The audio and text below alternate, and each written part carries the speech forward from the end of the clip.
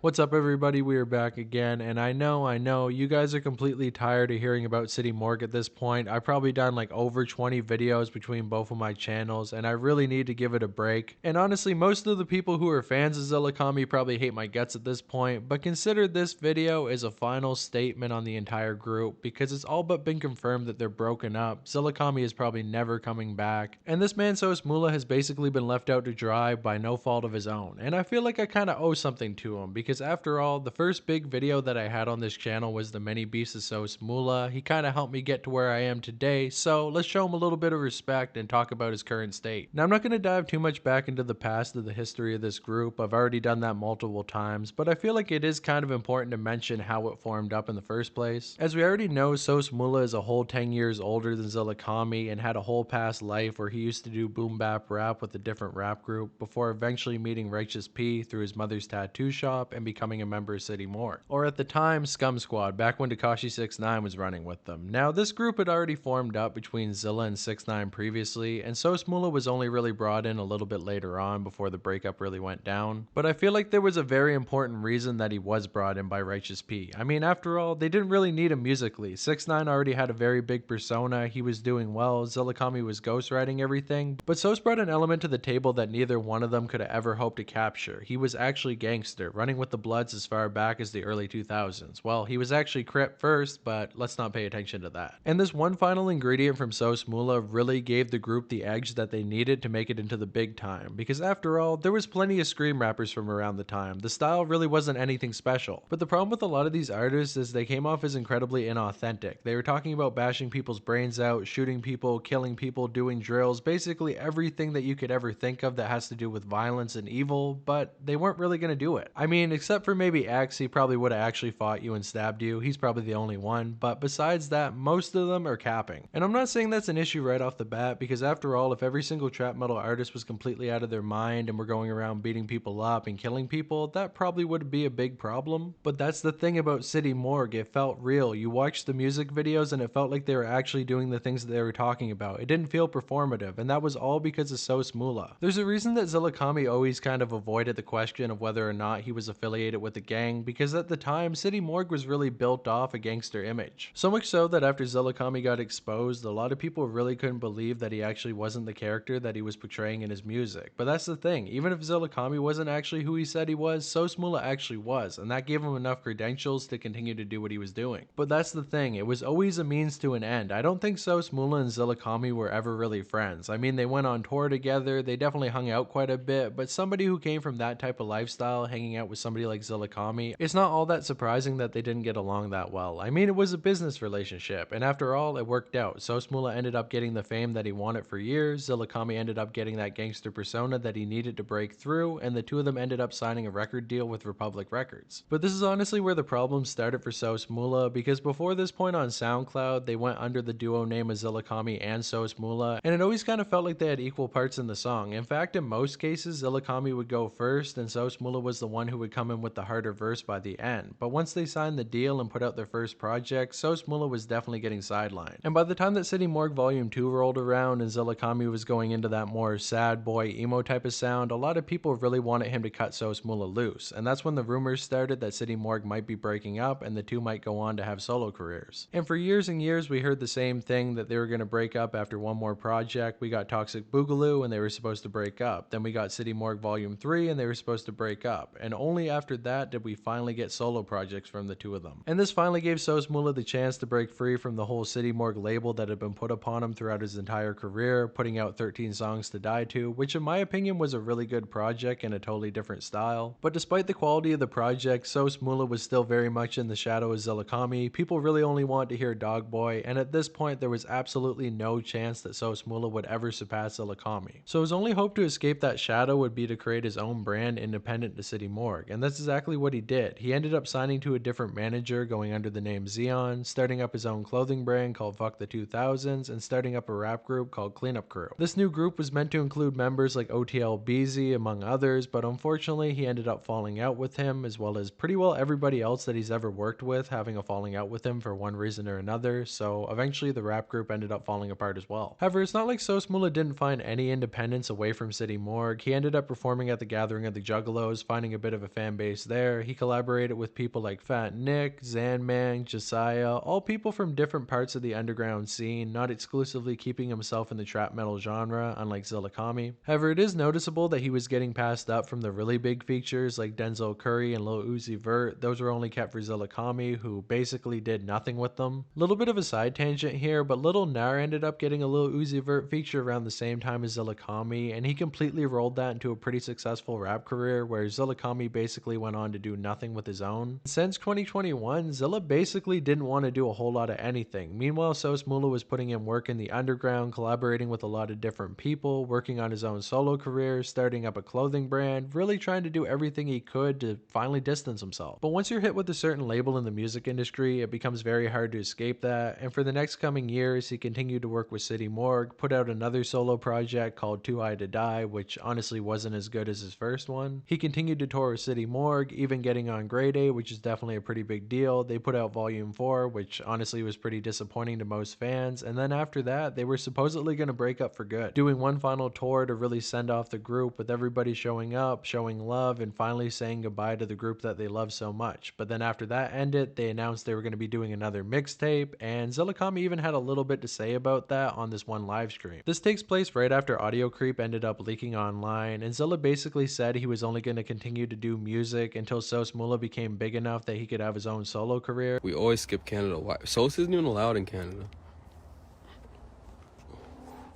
So, I did one concert in like UK and SOS wasn't allowed. And I was like, never again. Fucking stupid. That's fucking City Morgue, you know? It's fucking weird. But once we figure that out, we can figure it out. Hopefully this year, we can get him in like Canada. It'll be fire. No, we're gonna get SOS everywhere. We're gonna try our best to try to get him in the fucking in the UK and shit. We need to like do that before I stop. And then after that, he was gonna quit. But unfortunately, this live stream took place in early 2024, and you guys already know what happened in mid 2024. Zillakami got exposed for being an absolute weirdo, got dropped from the label, and pretty well ended up destroying his entire career overnight. He has continued to put out a couple songs on SoundCloud, basically bragging about how he's independent now, but let's be honest, that's only a nice way of saying I got dropped because I'm a weirdo, and yeah, since then, he's completely disappeared. So where does that leave SOS? I mean, the main guy that basically made him famous in the first place is now canceled, the group is now broken up, it's all but been confirmed, so what is he supposed to do now? Well, he's gonna continue to do what he's been doing basically the whole year. Keep hyping up his new project, Sleaze Religion, which was supposed to drop in 2023 originally, but kept getting pushed back time and time again for whatever reason. And keep completely quiet on the whole Zillakami situation. He never put out a statement, he never had anything to say, which honestly felt like probably a good move from him, because what are you really gonna say? Oh, Zillakami's a weirdo, I worked with him for years and I never knew. That would most likely only upset longtime City Morgue fans, seeing SOSMULA as a traitor, because after all, in their minds, Zillakami put SOSMULA on, so he needs to be loyal to him no matter what, even if he does something completely horrendous. But if you read between the lines a little bit, you can definitely tell that SOSMULA was trying to distance himself from Zillakami. He ended up unfollowing him on Twitter, which isn't that big of a deal considering he often unfollows a lot of people on the app just for promo for his newest songs, but at the same time, I don't think he's ever unfollowed Zilla before. On top of that, when Zillakami did that garbage live stream where he tried to defend himself, he mentioned everybody who still supported him. He named Young Germ, he named Righteous P, he named Scumbag Chad, but he didn't make one mention of SOSMULA despite all the fans asking. So at this point, you can definitely tell that SOSMULA was trying his best to get away from Zillakami and cut him off. But in a weird change of events, right before this all went down, he actually ended up having a fallout with Zion, meaning that he was no longer his manager and instead he would take Righteous P back. So at this point, he's in a weird position where he's being managed by the brother Zillakami, who also has his own allegations, yet not being associated with Zillakami at the same time. It's really hard to say what's going on a personal level, but in a business level, this is definitely weird.